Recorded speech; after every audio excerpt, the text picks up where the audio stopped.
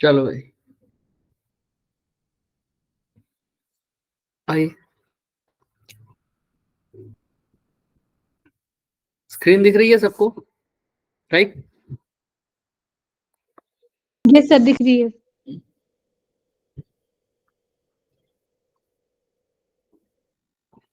तो देखो, सबसे पहले हम बात करते हैं टेलीस्कोप की। अगेन, अब टेलीस्कोप की, जैसे हमने भी कंपाउंड माइक्रोस्कोप और सिंपल माइक्रोस्कोप पढ़ा था, उसकी जरूरत हमें क्यों पड़ी थी, हमने देख लिया था क्योंकि ऑब्जेक्ट को मैग्नीफाई करके देखना। टेलीस्कोप कहाँ यूज करते हैं, पहले तो ये बताओ, टेलीस्कोप कहाँ यूज करते हैं भाई? सर मतलब डिस्टेंट ऑब्जेक्ट को देखने के लिए हम यूज करते हैं। कहाँ पे? सर मतलब हाँ, डिस्टेंस ऑब्जेक्ट, जो डिस्टेंट ऑब्जेक्ट, बहुत दूर के जो ऑब्जेक्ट्स होते हैं उनके लिए हम यूज करते हैं, राइट? है ना? तो अब मुझे ये बताओ कि टेलीस्कोप कैसे काम करेगा, मतलब क्या करता है टेलीस्कोप? ऑब्जेक्ट को बड़ा करके दिखा देता है क्या, ऐसा ही? नो, फिर डिस्टेंट ऑब्जेक्ट की बहुत बड़े बड़े होते हैं, उनको मतलब छोटे साइज में दिखा देता है हमें। छोटे साइज में दिखा देता है? और कुछ सोचो, छोटे साइज कर देगा मतलब? नहीं सर, मतलब ऐसे तो वो मतलब हमें जैसे माइक्रोस्कोप तो बड़ा साइज कर देता था, याद है ना सबको, उसका उसका जो साइज है वो बढ़ा देता था। लेकिन टेलीस्कोप क्या करेगा? टेलीस्कोप उस चीज को हमारे पास लेके आएगा, क्योंकि हमें ये दिक्कत हो रही है कि टेलीस्कोप से हम मून को देखें, क्या मून छोटा है? No sir. पहले तो जो ऑब्जेक्ट हम देख रहे थे वो तो छोटे थे, इसलिए उनको बड़ा करवाना था तो माइक्रोस्कोप यूज कर लिया। लेकिन अब मून तो बहुत बड़ा है पहले से, उसको बड़ा थोड़ी करवाना है, और उसको बस हमारे आईज के पास लेकर आना है ताकि वो हमें पूरा अच्छे से दिख जाए, है ना? तो टेलीस्कोप यही करेगा, चीजों को उठा के हमारे पास रख देगा। जो मून की इमेज है, वो जो मून है एक्चुअल में, वो कहाँ पर दिखने लग जाएगा हमें, हमारे पास। समझ में आ रहा है? तो माइक्रोस्कोप हमेशा चीजों को बड़ा करता है और टेलीस्कोप हमेशा उनको पास में ले आता है। समझ में आ रही है बात? फर्क समझ में आ रहा है? Yes sir. तो यही करेगा। देखो, इसके अंदर क्या करेंगे, हम जो बात कर रहे हैं वो कौन सा टेलीस्कोप है बच्चे? Astronomical telescope. अब इसके अंदर क्या होता है, सबसे पहले तो हम देखते हैं, जैसे मैग्निफिकेशन का फॉर्मूला, जनरल फॉर्मूला क्या होता है? Beta by beta by alpha. Alpha. Beta तो जो angle made by object image था, और अल्फा क्या था? एंगल मेड बाय, याद करो, angle made by object. On I, है ना? Yes sir. बट ये कहां पर रखना होता था object? At least distance of distinct vision पर। याद है कितने सेंटीमीटर पर रखते थे इसको हम? 25 सेंटीमीटर। बट ऑब्जेक्ट को रखते थे। अब क्या ये पॉसिबल होगा कि मैं मून को उठा के 25 सेंटीमीटर पर रख दूं? No sir. नहीं ना। तो अब यहाँ पर बाय 25 सेंटीमीटर की जरूरत नहीं है, सिर्फ यही क्या है, angle made by object on I, यही क्या होगा हमारा अल्फा। जरूरी नहीं है कि ऑब्जेक्ट उठाकर कहाँ रख दे हम। हाँ बोलो बच्चे। सर आप कुछ लिख रहे हो, उनको दिख नहीं रहा है। नहीं दिख रहा? No sir.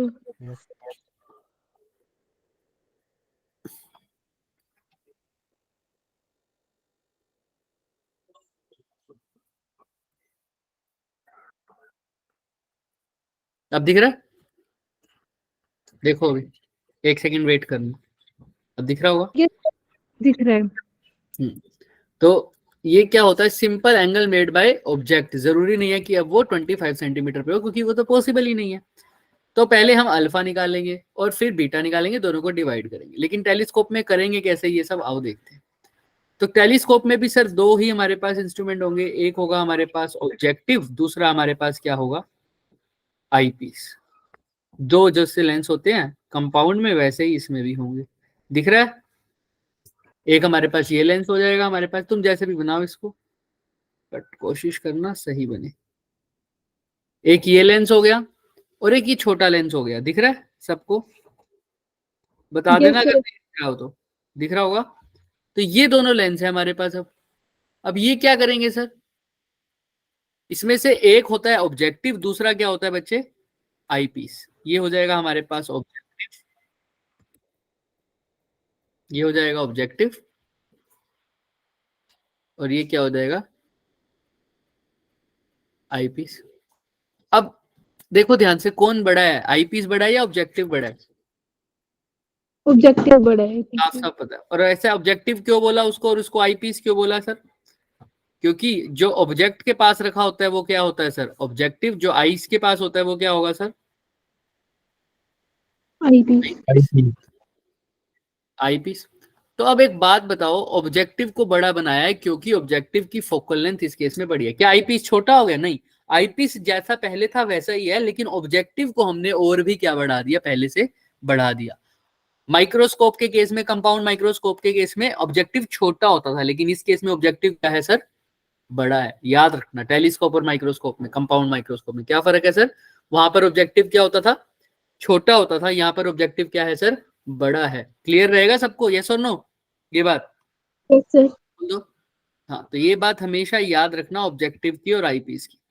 अब सर काम वही होगा सर, ऑब्जेक्टिव अभी पूछ भी लेता है सर क्यों बड़ा है ऑब्जेक्टिव, क्योंकि सर ऑब्जेक्टिव लाइट रेज को कलेक्ट करेगा, तो ज्यादा से ज्यादा लाइट रेज को कलेक्ट कर पाए, इसीलिए फोकस लेंथ उसकी ज्यादा हो।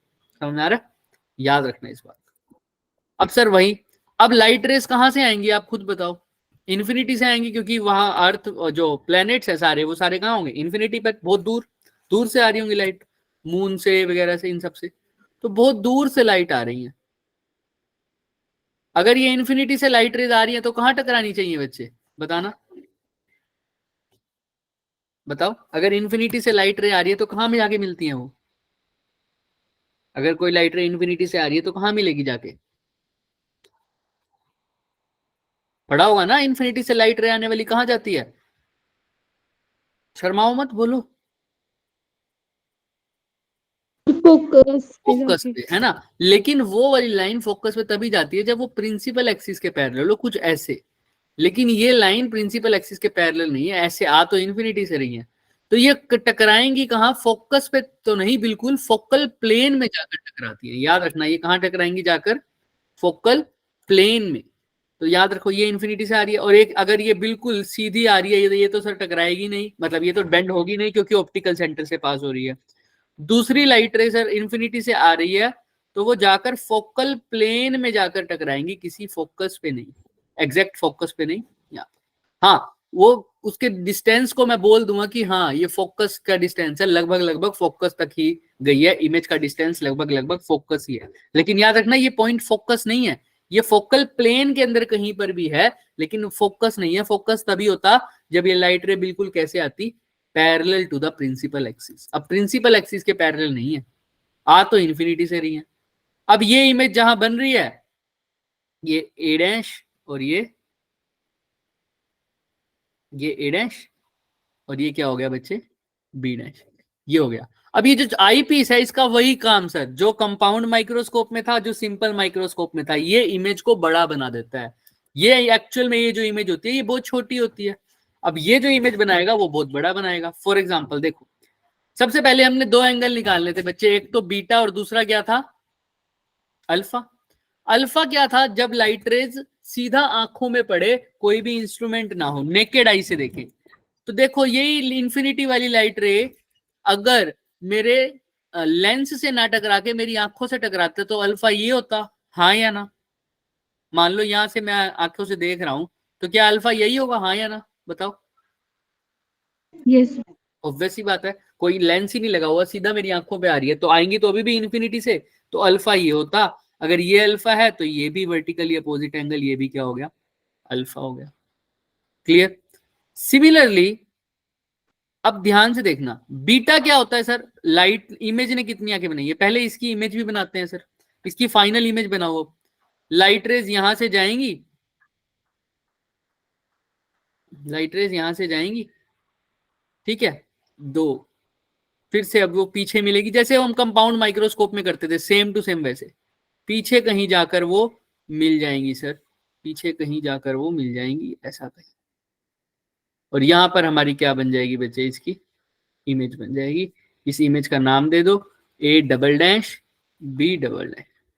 क्लियर है सबको? देख लो अच्छे से। और यहां पर हमारी आईज होगी, उस आईज हमारी उस इमेज को देखेगी, देखो आईज कितना एंगल बना रही है यहाँ पर, ये वाला एंगल, इस एंगल को बोलते हैं बीटा, इस एंगल को क्या बोलते हैं, beta. Angle subtended by the आई।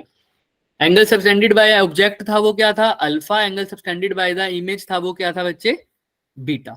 देखो पहले तो इस डायग्राम में किसी को कोई भी डाउट है तो अच्छे से देखो, कोई डाउट है इसमें, यस और नो? No sir.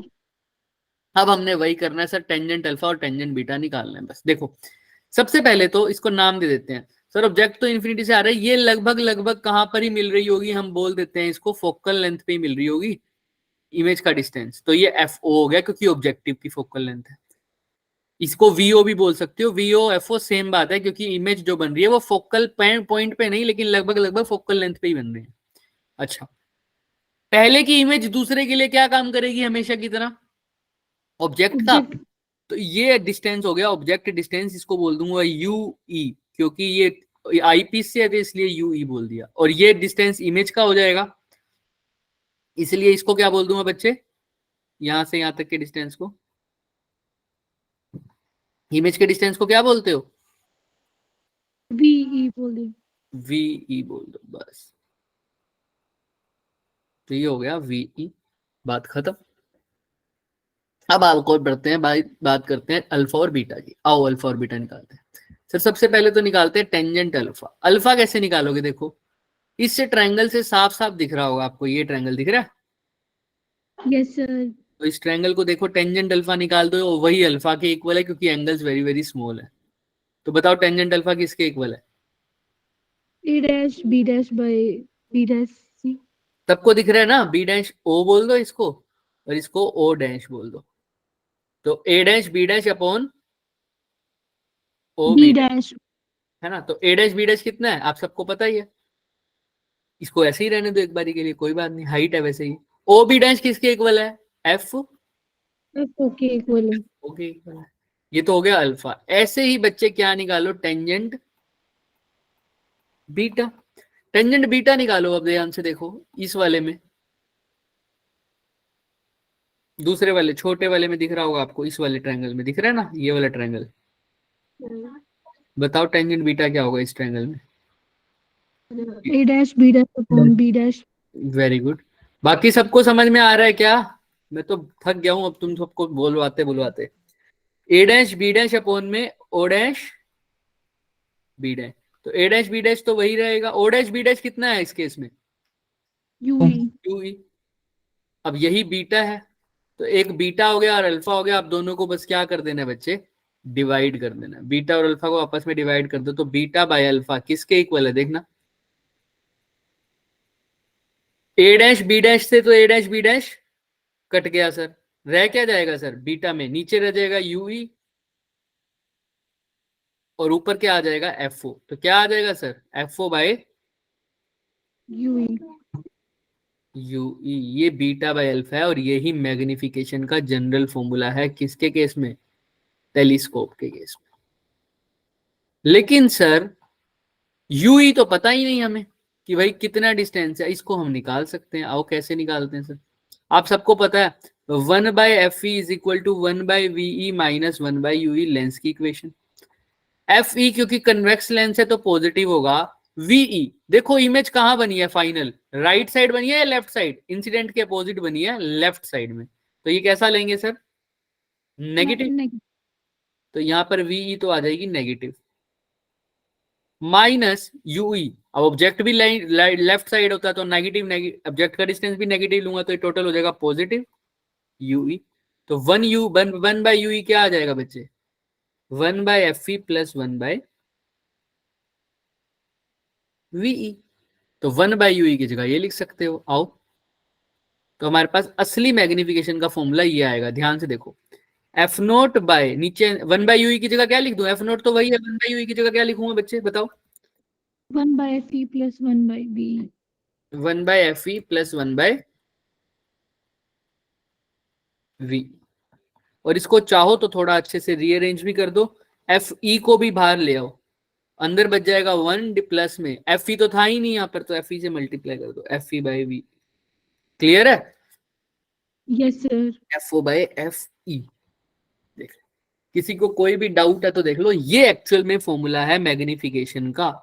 फिर इसके सब केस करते हैं, देखो अब सब केस में सर वही दो केस पढ़ते हैं हम। कौन कौन से केस पढ़ते हैं? दो। एक तो कैसा सर, स्ट्रेन आई का, और दूसरा सर कैसा होता था?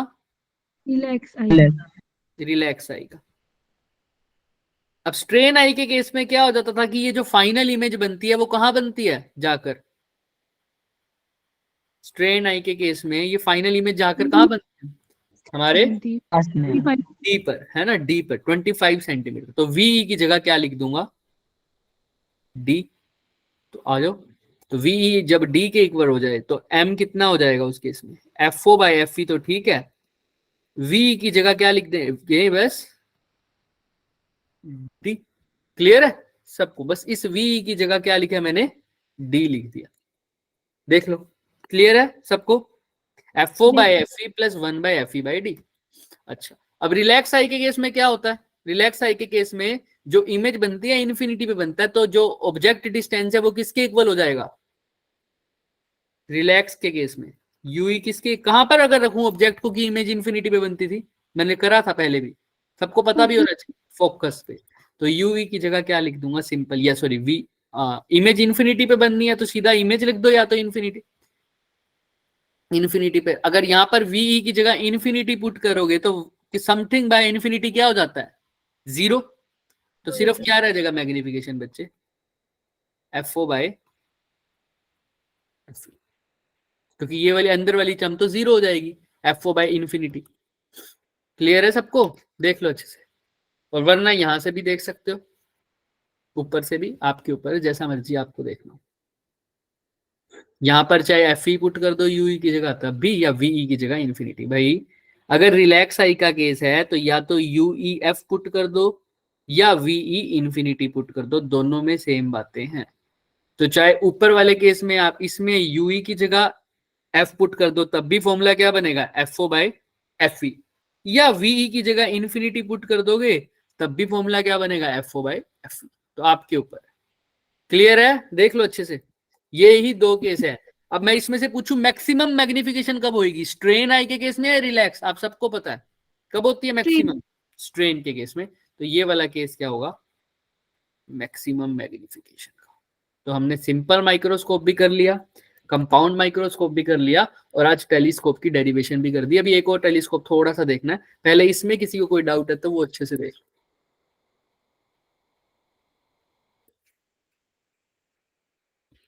नो सर, नहीं डाउट।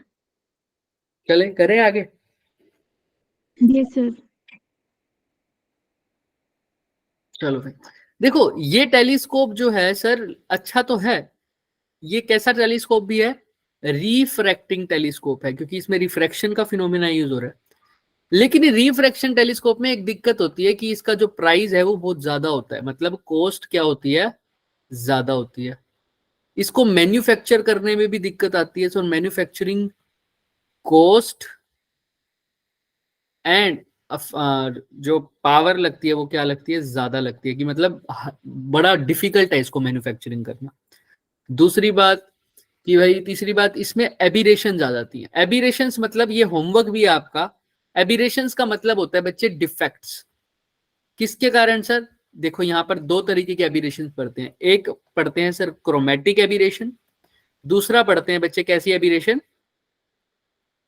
Spherical aberration. क्या कभी किसी ने नाम सुना है इसका? इंपॉर्टेंट है ये, कई बार पूछ भी लेते हैं। पढ़ा हुआ है किसी ने? देखो क्रोमेटिक एबिरेशन क्या होता है, मैं हिंट देता हूं, पढ़ के आना। क्रोमेटिक एबिरेशन होता है कलर के कारण, कि भाई डिफरेंट वेवलेंथ ऑफ लाइट का डिफरेंट कलर होता है। आपको पता है रेड का अलग, तो व्हाइट लाइट अगर डालते तो वो 7 कलर की है सर, 7 कलर है उसमें। तो रेड का अलग वेवलेंथ है तो उसकी रिफ्रैक्टिव इंडेक्स अलग हो जाता है उसके कारण, तो उसका जो फोकल लेंथ है वो अलग हो जाती है। तो इन्फिनिटी से रे आने वाली जो है वो फोकस में मिलती है, तो उसका फोकस पॉइंट अलग हो जाएगा। ऐसे ही ब्लू का फोकस पॉइंट अलग हो जाएगा, येलो का फोकस पॉइंट अलग हो जाएगा। तो अलग अलग रेस के कारण अलग अलग फोकल लेंथ हो जाएगी, तो रेस अच्छे से एक पॉइंट पर मीट नहीं कर पाती। इसी का मतलब होता है क्रोमेटिक एबिरेशन, कलर के कारण जो आता है। पढ़ना इसको और भी अच्छे से।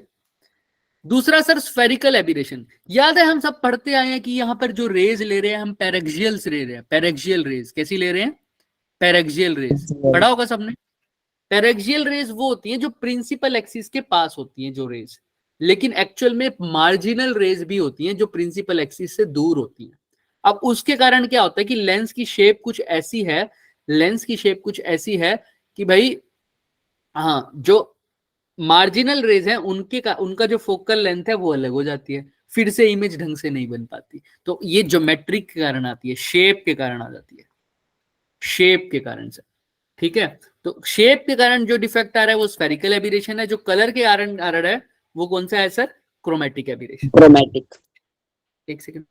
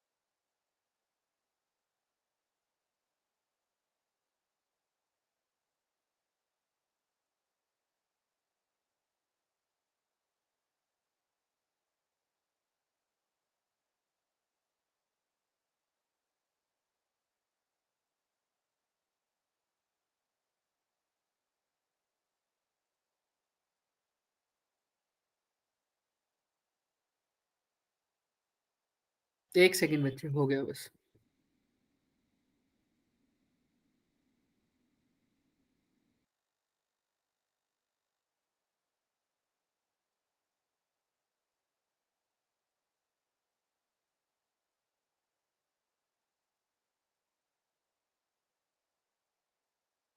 चलो, एक कॉल आ गया था अवंती से ही, इंपॉर्टेंट था। चलो, तो शेप के कारण स्फेरिकल एबिरेशन हो गई। तो याद रखना, इसको पढ़ के आना, एक तो क्रोमेटिक एबिरेशन है, एक स्फेरिकल एबिरेशन। स्फेरिकल एबिरेशन जो उसकी स्फेयर की शेप के कारण, स्फेरिकल शेप के कारण आ रहा है, जिसकी वजह से दोनों का केस तो वही है कि दोनों की फोकल लेंथ, जब हर अलग अलग लाइट्स के लिए फोकल लेंथ अलग हो जाती है, इसमें वो अलग अलग लेंथ होती है वेवलेंथ के डिफेक्ट के कारण, वेवलेंथ चेंज होती है। इसमें वो क्या होता है, शेप के कारण। तो दो तरह की रेस के लिए फोकल लेंथ अलग हो जाती है, एक तो पैरेक्सियल रेस और दूसरी मैंने बोला मार्जिनल रेज। मार्जिनल रेज वो होती हैं जो दूर से आ रही होती है, ऊपर से। एक तो जो प्रिंसिपल एक्सिस के पास है सर, एक जो दूर से ऊपर से आ रही है, कोने से आ रही है, उसको मार्जिनल बोलते हैं। और इसको, ये मिरर में ही बोलोगे ना आप, ये ज्यादा मिरर नहीं होगा क्योंकि शेप मिरर की है। मिरर और लेंस में भी हो सकता है ये वैसे तो। ठीक है, ये लेंस और मिरर दोनों में हो सकता है। तो मैं आपको मिरर से एक बार बता देता हूँ। ये मार्जिनल रेज हो गई, ये पैरेक्सियल रेज होगी, ये नीचे वाली।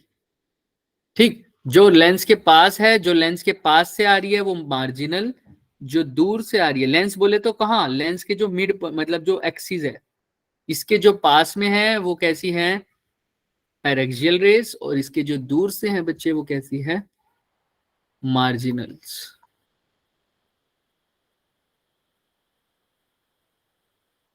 चलो फिर आओ। अब इसका करने के लिए क्या, ऐसा ही यूज करने के लिए हमने एक और तरीके का इस्तेमाल किया, रिफ्लेक्टिंग टेलीस्कोप। अब इससे क्या होगा, रिफ्लेक्टिंग टेलीस्कोप में एक तो कौन सा फिनोमिना यूज होगा, आपको नाम से स्पष्ट है कौन सा फिनोमिना यूज हो रहा होगा, रिफ्लेक्टिंग टेलीस्कोप है अगर तो बताओ। रिफ्लेक्शन। रिफ्लेक्शन। अब रिफ्लेक्शन हो रही है तो सर कलर्स में स्प्लिट ही नहीं होगी लाइट, वो तो लेंस के केस में होती है, तो क्रोमेटिक एबिरेशन तो हो नहीं सकता। दूसरा एक और डिफेक्ट रहा, वो कौन सा है, याद करो, कौन सा एबिरेशन है? एक तो क्रोमेटिक था, दूसरा स्फेरिकल। अब स्फेरिकल भी नहीं हो सकता क्यों, क्योंकि यहाँ पर मिरर जो यूज कर रहे हैं वो स्फेरिकल नहीं, वो हमारा क्या नाम होता है उसका, पैराबोलिक मिरर यूज करते हैं। जिसके कारण ये स्फेरिकल एबिरेशन भी नहीं होती। तो दोनों एबिरेशन खत्म हो जाती है। तो एक पैराबोलिक मिरर लेते हैं हम, ठीक, उसको यहां से अब आप ढंग से अगर यूज करोगे तो हर जगह ऐसे ही बनाया जाता है, उसको ऐसे कर दोगे आप बीच में से। क्या करते हैं, अब मान लो कोई ऑब्जेक्ट है सर, ऑब्जेक्ट या इन्फिनिटी से हमारी रेज आ रही है, ठीक, इन्फिनिटी से रेज आ रही है, टकरा कर सर वो कहीं पर मिलेगी, किसी पॉइंट पर, यहां मिलनी चाहिए। ऐसे नीचे से आ रही है तो भी यहां मिलनी चाहिए, यस और नो, कहीं फोकस वाले पॉइंट पर दिख रही है, यहां मिलनी चाहिए। बोलो यस और नो, क्या लगता है, मिलनी चाहिए या नहीं? भाई लेंस से टकरा के तो ऐसे ही मिलेगी रेस, यस सर। मिरर से टकरा के तो ऐसे ही मिलेंगी ना भाई रेस। तो वही किया है सर हमने। तो आओ, तो यहां से टकरा के सर यहाँ जा रही होंगी, यहां से टकरा के यहाँ जा रही होंगी। तो पर इसका सर हमारा फायदा क्या हुआ सर, यहां पर मिरर पे इमेज पहुंचनी चाहिए थी लेकिन ऐसा हुआ नहीं। हमने इसके बीच में ही क्या रख दिया, यहां पर पहुंचनी चाहिए थी लेकिन ऐसी हुई नहीं सर। ऐसा लगा कि यहां पहुंचनी चाहिए थी क्योंकि हमने इसके बीच में ही एक मिरर रख दिया जिसका नाम क्या होगा, कन्वेक्स मिरर। दिख रहा है सबको, दिख रहा जी है? सर। अब यस जी सर। Convex sir. मिरर के कारण क्या हुआ, ये इमेज यहां बननी तो चाहिए लेकिन बनी नहीं। तो ऐसा लग रहा होगा कि ये इमेज यहां बनी है, यानी जहां पर ऐसा लग रहा होता है कि ये राइज रेज यहां से आ रही हैं, उस चीज को बोलते हैं वर्चुअल ऑब्जेक्ट। क्या बोलते हैं, वर्चुअल ऑब्जेक्ट। अब ये जो इमेज है एक्चुअल में ये फाइनल इमेज तो नहीं है, ये कन्वेक्स मिरर के लिए कैसा काम करेगी, एक वर्चुअल ऑब्जेक्ट का काम करेगी। और जैसे ही वर्चुअल ऑब्जेक्ट का काम करेगी तो इन कन्वेक्स मिरर इसकी इमेज कैसे बनाएगा। देखो कन्वेक्स मिरर जो है वो रेस को फैला देता है या कन्वर्ज करता है, आप खुद बताओ। मिरर, कन्वेक्स मिरर रेस को फैला देगा या एक जगह कन्वर्ज करेगा, सोचो। फैला देता है वो। फैला देगा। तो यहां से रेज आई तो इसको इसने ऐसे फैला दिया, ऐसा कुछ है ना। मैं किसी और कलर से बना दूं, इससे बनाते। तो यहां से वाले रेज को इसने ऐसे फैला दिया, यहां से आने वाले रेज को इसने ऐसे फैला दिया। अब ये आगे कहीं मिलती हुई नजर, मिल तो नहीं रही, तो ऐसा लगेगा कहीं पीछे मिलती हुई नजर आएंगी। तो यहां पर कहीं मिलेंगी ये ऐसे, पीछे इसको एक्सटेंड करेंगे सर,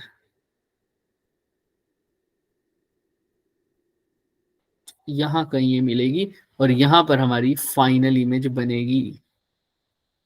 इस इमेज को अब हमने अगर देखना हो तो ये इमेज को हम देख सकते हैं। ये अगर जहां पर भी बनेगी तो देखो इन्फिनिटी से आने वाली फोकस पे मिलेंगी तो ये भी फोकस पॉइंट होगा एक किस्म से। तो अब यहां पर अगर हम लगा देते हैं एक छोटा सा लेंस, है ना, छोटा सा एक लेंस लगा देंगे तो क्या करेगा वो लेंस, इस आने वाली रेस को आपस में क्या कर देगा। कैसे बन रहा है लेंस आज,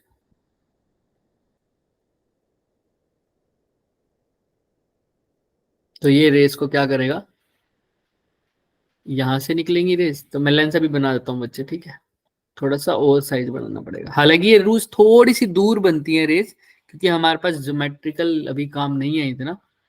तो आप तो अपना स्केल वगैरह लेके ही जाएंगे। पेन टैप पे ना थोड़ा सा दिक्कत आती है बनाने में।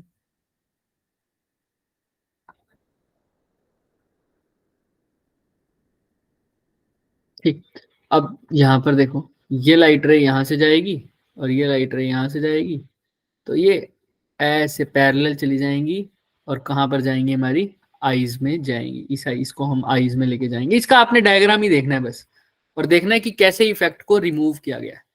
तो ये रेज जो गई थी हमारी वो यहाँ से कुछ निकलेंगी ऐसे, ठीक। फिर भी किसी को नहीं समझ में आ रहा तो मैं दोबारा भी बनाने को तैयार हूं, आप देख लो एक बार अच्छे से बस। ये राइट रेज हमारी ऐसे मिली थी, ये इमेज थी, और इमेज की रेज अब ऐसे जाकर हमारी आईज में चली जाएंगी। क्या हुआ है सर, मैं दोबारा बताता हूँ। देखो लाइट रेज आई पैरेलल, तो वो एक पैराबोलिक मिरर से चली गई। पैराबोलिक मिरर के कारण, यूज करने के कारण, ना तो हमारे पास अब स्फेरिकल एबिरेशन रही ना क्रोमेटिक एबिरेशन रही, तो हमारा काम आसान हो गया। अब ये रेज यहाँ पर पी पॉइंट पर मिलने वाली थी, क्योंकि इन्फिनिटी से आई तो पी पॉइंट क्या होगा, फोकस होगा, तो फोकस में मिलने वाली थी।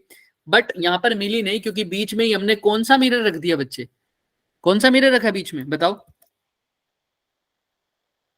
बताओ बताओ, बीच में कौन सा मिरर रखा है, कन्वेक्स कन्वेक्स। मिरर।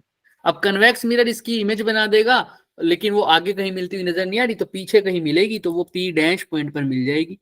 अब ये इमेज बन गई। अब इस इमेज को देखने के लिए ढंग से मैं इसकी लाइट रेज को अच्छे से कन्वर्ज कर सकूं, इसलिए मैंने बीच में एक कन्वेक्स लेंस और लगा दिया, वरना कोई जरूरत नहीं थी, सिर्फ अच्छे से इमेज बनाने के लिए लगा दिया।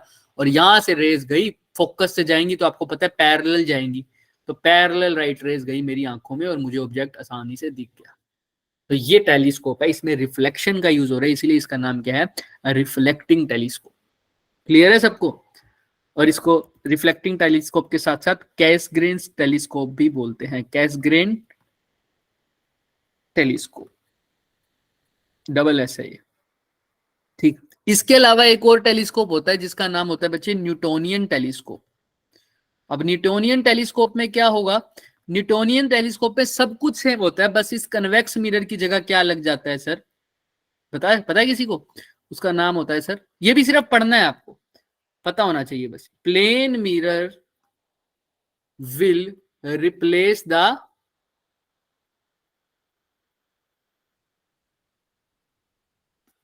Convex mirror. किसकी जगह क्या लग जाएगा बच्चे? ये जो अंदर कन्वेक्स मिरर है इसकी जगह क्या लग जाएगा, बस प्लेन मिरर लग जाएगा। तो उस टेलीस्कोप का नाम क्या हो जाएगा बच्चे, बताना।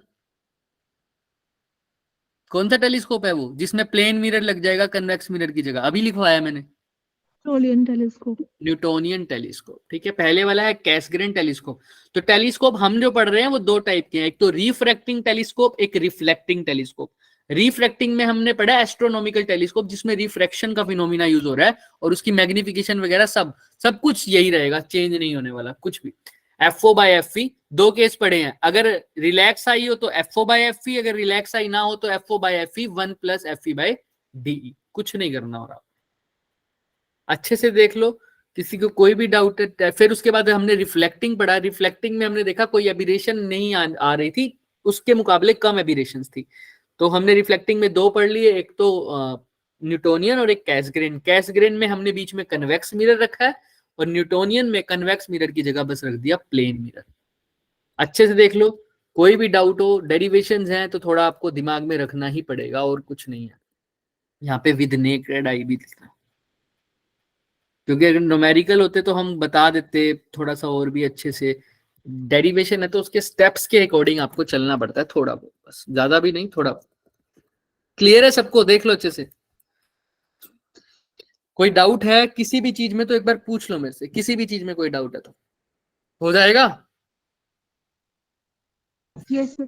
पक्का? जो आपने हाँ, रिफ्लेक्टिंग टेलीस्कोप बताया ना सर, उसके यूजेस भी बता दो। मतलब reflecting telescope easy to manufacture है बच्चे, है ना। यूज तो वही होगा डिस्टेंट ऑब्जेक्ट देखने के लिए, बस उसमें फिनोमिना दूसरा हो रहा है। यहाँ पर रिफ्रैक्शन का हो रहा था, यहाँ पर रिफ्लेक्शन का है। वो इजी टू मैन्युफैक्चर है ना। उसके लिए बहुत बड़ा अपरेटस काम जाम करने की जरूरत नहीं है, उसके लिए बस छोटा मतलब मिरर लगेंगे हमारे, जिसके कारण है ना, और कॉस्ट भी नहीं लगेगी इतनी जितनी कन्वेक्स मिरर उस पे रिफ्रैक्टिंग में लगती थी। क्योंकि सर उसके लिए तो हमको लेंसेज को देखना पड़ता था, सब बड़े बड़े लेंसेज को, लेकिन इसमें ऐसा कुछ नहीं है। तो कॉस्ट इफेक्टिव है ना। यूजेस वही है, मैन्युफैक्चरिंग में भी इसका इजी है as comparison to refracting telescope. Clear है? Yes sir. तो आज के लिए इतना ही करेंगे बच्चे, बाकी किसी को कोई भी डाउट होता है तो वो पूछ लेना, अदरवाइज हम मिलते हैं नेक्स्ट क्लास में। नेक्स्ट क्लास में मैंने तो सोचा है कि मैं यंग्स डबल स्लिट एक्सपेरिमेंट और डाइफ्रैक्शन करवा दूं इकट्ठा, है ना।